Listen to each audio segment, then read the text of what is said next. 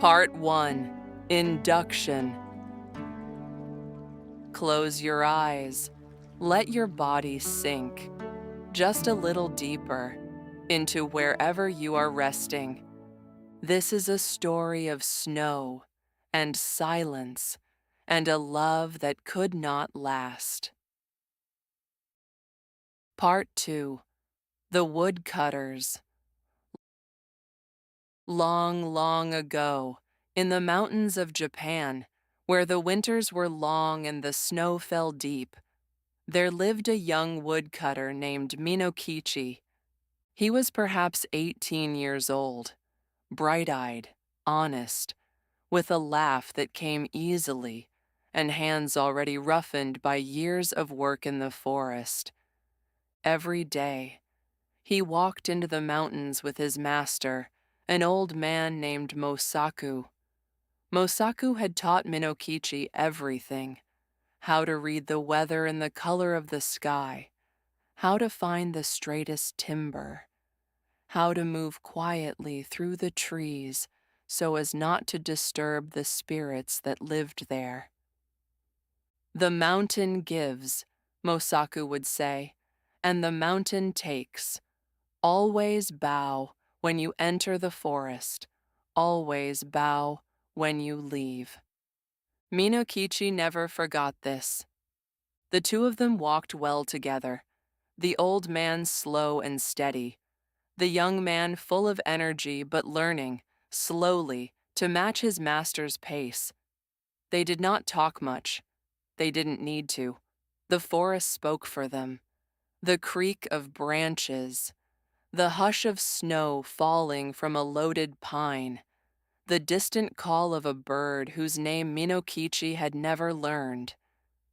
It was a good life, simple, cold in winter, but good. Part 3.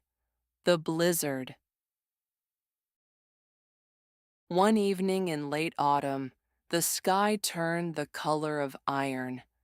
Mosaku looked up through the branches and was quiet for a long moment. "We should go," he said.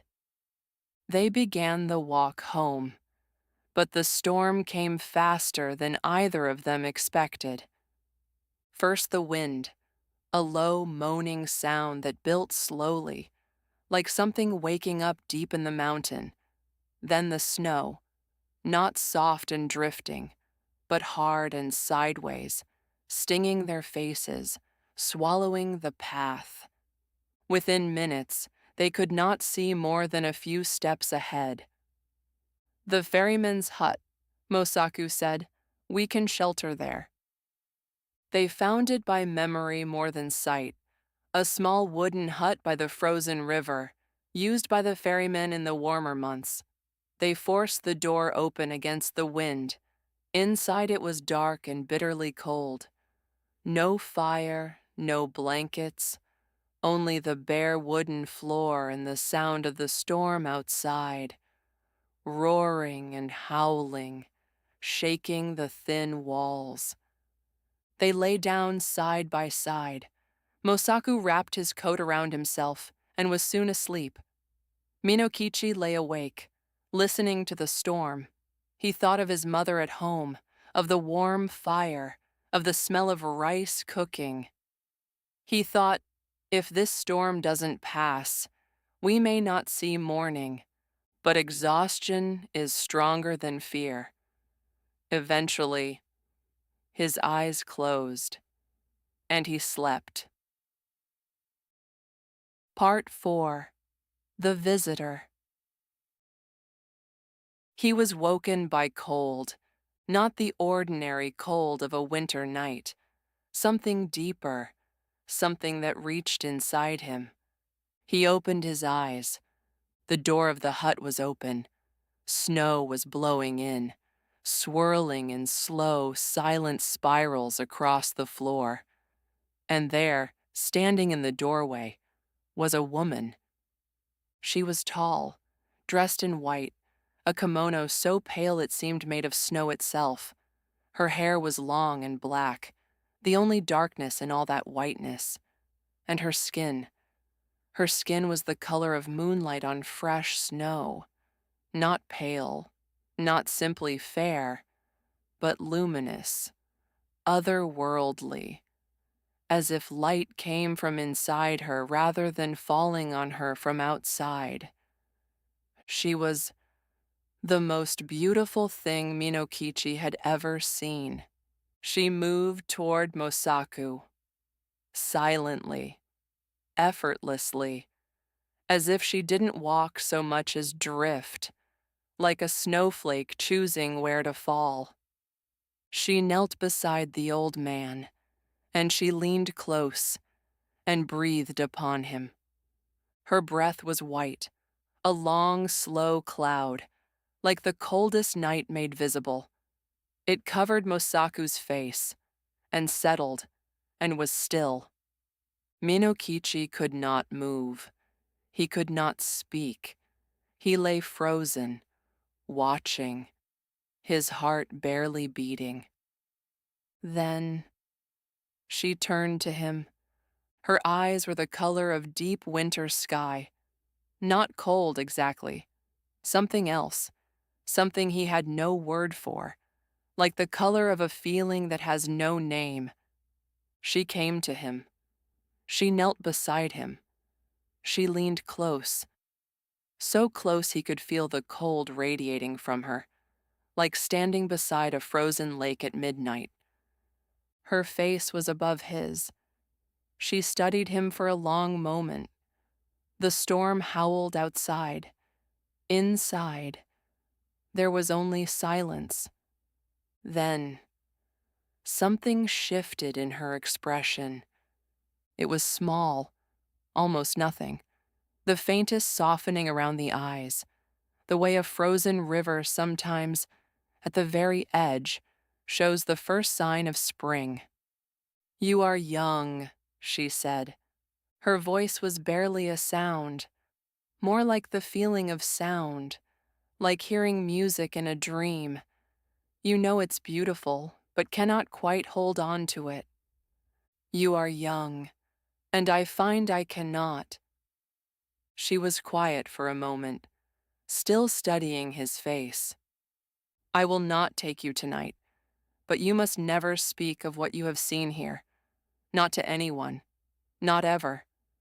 If you tell a single soul, I will know, and I will come back for you. She held his gaze for one more breath. Then she rose and drifted back toward the door, and the storm took her.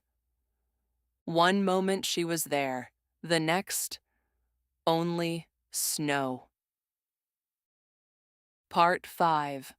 Morning. When Minokichi woke, it was morning. The storm had passed. Pale light came through the cracks in the hut wall. The snow outside was deep and utterly still. He turned to Mosaku. The old man lay exactly as he had fallen asleep, but his face was blue-white. His lips were gray. He was cold, the way only the dead are cold. Minokichi sat beside him for a long time. He did not cry. Not yet. He was still too cold for tears. He wrapped the old man's hands in his own coat. He sat with him until the sun was fully up. Then he made his way home through the deep snow. Alone. He told no one what had happened in the night. He said Mosaku had died in the cold, which was true, in its way. He buried his grief in work. He took over the woodcutting alone. He walked into the forest every morning, alone. He bowed when he entered. He bowed when he left. And he kept the secret. Part 6. O Yuki. A year passed, then another. One afternoon in winter, Minokichi was walking home through the snow when he came across a young woman on the road. She was traveling alone, which was unusual. A young woman, alone, on a mountain road in winter. He slowed his pace to walk beside her. Where are you going? He asked. To the next village, she said. I have family there. Her voice was quiet, careful, like someone who had learned to be gentle with words. He looked at her. She was beautiful, very beautiful, with pale skin and dark eyes and something about her that reminded him, faintly, of something he couldn't quite name, a feeling more than a memory. It's a long way, he said, especially alone. I know, she said, and smiled. It was the kind of smile that takes up residence in a person's chest and stays there. His name was Minokichi. Her name was Oyuki. He walked with her to the next village, and then he could not quite bring himself to say goodbye. So he walked her to the house of her relatives and stood outside in the snow for a moment too long. She noticed. Would you like to come in and warm yourself? She asked. He said yes. Part 7. Love in Winter. He came back the next day, and the day after that. By the time spring came, he had asked Oyuki to marry him.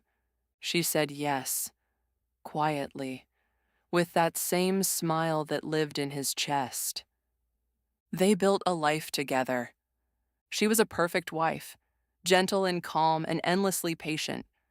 The neighbors loved her. The children adored her. She kept the house with a kind of effortless grace that made everything feel peaceful. One by one, their children came. 3, then 4, then 5. Minokichi watched his family grow and thought, I did not deserve this. I don't know how this happened to me, but I am grateful. Every day, I am grateful. The years passed like seasons, each one good. There was only one strange thing. Oyuki never seemed to age, while Minokichi's hair slowly touched with gray, while small lines appeared at the corners of his eyes. Oyuki remained exactly as she had been on the day he met her on the snow-covered road. The neighbors noticed. They whispered about it.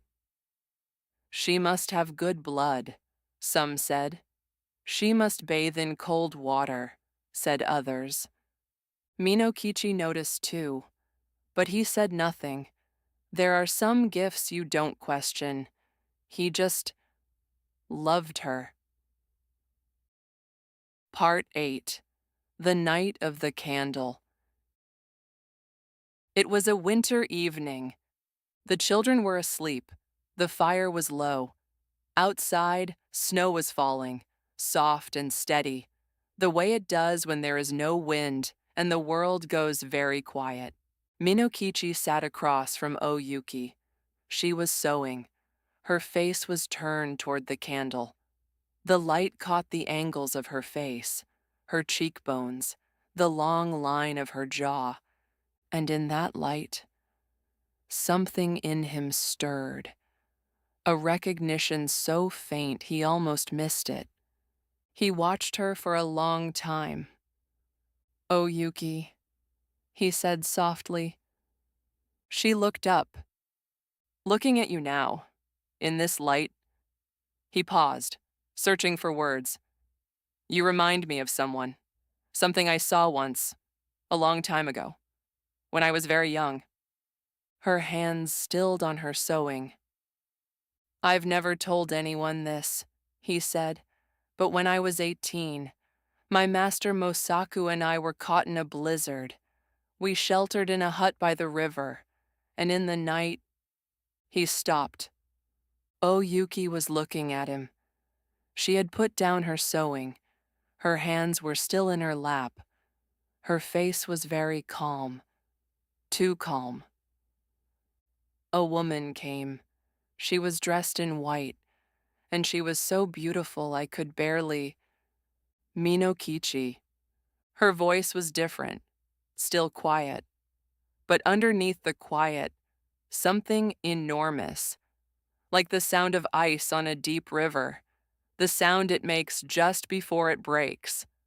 The candle flame bent sideways, as if something had passed through the air between them. The temperature in the room dropped. She stood, and in the candlelight, for just a moment, he saw her. Not as Yuki, his wife, not as the woman on the snowy road, but as she truly was. The pale skin, the black hair, the eyes that held the color of deep winter sky. "You promised," she whispered. Part 9. The Farewell. The room was very cold now. The children slept on, undisturbed in the next room. The fire had gone down to embers. Yuki stood before him. Her kimono had changed, or perhaps he was simply seeing it as it had always been, white as new snow, moving faintly, as if in a wind he couldn't feel. She looked at him for a long time. There was no anger in her face. He had expected anger, but there was none. There was only something he had seen before, long ago, the faintest softening around the eyes. "I loved you," she said, and the words were simple, just that. Not "I thought I loved you," not something like love, just "I loved you." "I loved you," she said again, "and because of that, I will not take you. Even now, I will not." She turned and looked toward the room where the children slept.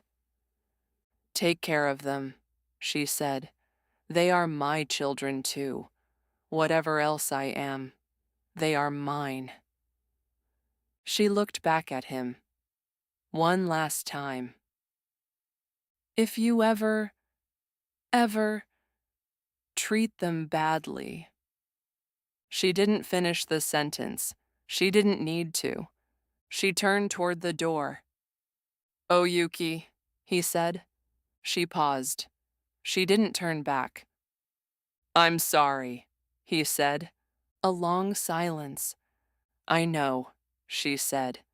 And then the door opened, and the cold came in, and the snow drifted through, and she was gone. Just gone. As if she had never been anything but snow and silence. As if she had always been just a little too beautiful for this world. Part 10. After. Minokichi sat alone by the dying fire for a long time. He didn't move. He barely breathed. Outside, the snow kept falling, soft and steady, without malice, without grief, just falling. The way snow always falls, indifferent and beautiful, covering everything. In the morning, the children woke and found their father sitting by the cold fire. They didn't ask about their mother. Not yet. Perhaps they felt, in the way that children sometimes do, that today was not a day for questions. The eldest brought him a blanket. The youngest climbed into his lap, and Minokichi held her, tightly, and looked out the window at the white world. He kept his promise after that. He never spoke of her again, not to anyone. But on winter nights, when the snow fell soft and the wind was still, he would sometimes sit by the window and watch it come down. And sometimes he thought he saw something in the space between the snowflakes, a figure, white against white, watching over them. He never knew if it was real, but it comforted him, and that was enough. Part 11. Outro. The story is over now, but the snow is still falling. Sleep now. Let it cover you, softly, like a blanket. Shh.